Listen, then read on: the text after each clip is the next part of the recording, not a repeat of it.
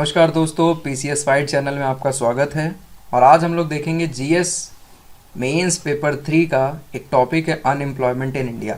Right, सो ये unemployment पे हम लोग बात करेंगे। देखिए, जो भी मैं यहाँ टॉपिक पढ़ा रहा हूँ इसको आगे जाके मैं और इन्हांस करूँगा। कैसे? करंट अफेयर ऐड कर करके। सो अभी एक बेसिक आपको लेआउट बताना है कि स्टैटिक पोर्शन मुझे बताना है आप लोगों को कि किस तरीके से टॉपिक हैं। तो चलिए शुरू करते हैं। Unemployment in India.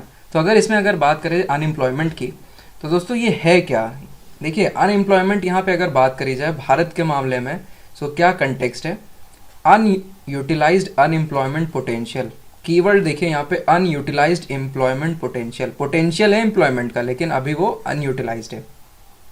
तो देखिए, भारत की अगर बात करी जाए जिसकी एवरेज एज 28 साल लगभग मांगी जाती है, तो अभी ये युवा देश है। राइट, यहाँ पे जो ऑन एन एवरेज अगर बात करी जाए, सो जो डेमोग्राफिक डिविडेंड अपना बहुत रिच हो सकता है अगर हम उसको प्रॉपरली इस्तेमाल कर लें, क्योंकि जो ब्रैकेट है एज का, काफ़ी लोग यहाँ पे अपने वर्किंग एज पॉपुलेशन में, तो अगर मैं बोलूँ 15 to 55 ईयर्स, ये काफ़ी ज़्यादा लोग हैं यहाँ पे इस ब्रैकेट में आते हैं। सो ये ह्यूज डेमोग्राफिक डिविडेंड हो सकता है, बशर्ते वो पूरी की पूरी जो पॉपुलेशन यहाँ पे आ रही, वर्किंग पॉपुलेशन, उनके पास प्रॉपर स्किल हो, सो दैट वो अपना योगदान दे सके इकोनॉमी में।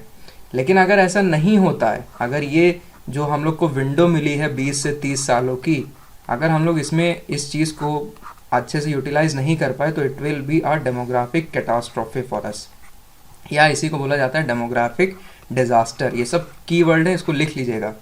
इसके बाद जीडीपी का ग्रोथ हम लोग लगातार देखते आ रहे हैं, लेकिन उस तरीके से जॉब क्रिएशन नहीं हो पा रहा है। ठीक है, तो जॉबलेस ग्रोथ यहाँ पे अपने को देखने को मिलती, जैसा इकोनॉमिक सर्वे बोलता है, jobless growth. Right, so jobless growth is dangerous trend at is further social inequality बढ़ जाती है जॉबलेस ग्रोथ से। क्यों? क्योंकि जीडीपी अगर बढ़ रही है, इसका मतलब कोई ना कोई सेक्शन है जिसको बेनिफिट हो रहा है, जो प्रॉफिट में चल रहा है।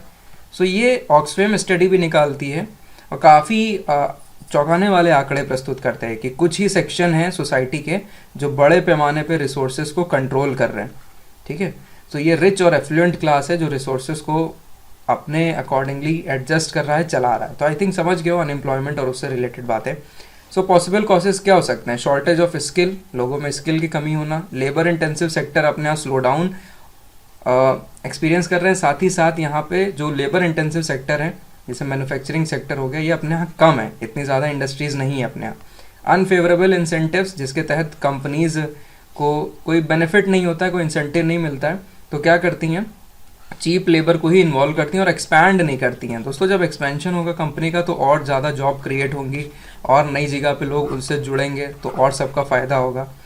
राइट, लेकिन ऐसा नहीं देखने को मिलता है। क्यों? क्योंकि अनफेवरेबल इंसेंटिव है। इसके बाद यहाँ पे जॉबलेस ग्रोथ का एक और कारण हम लोग समझ सकते हैं कि आज के टाइम पे ऑटोमेशन का अपनाया जाना, एआई आ गया है, रोबोटिक्स आ गया है।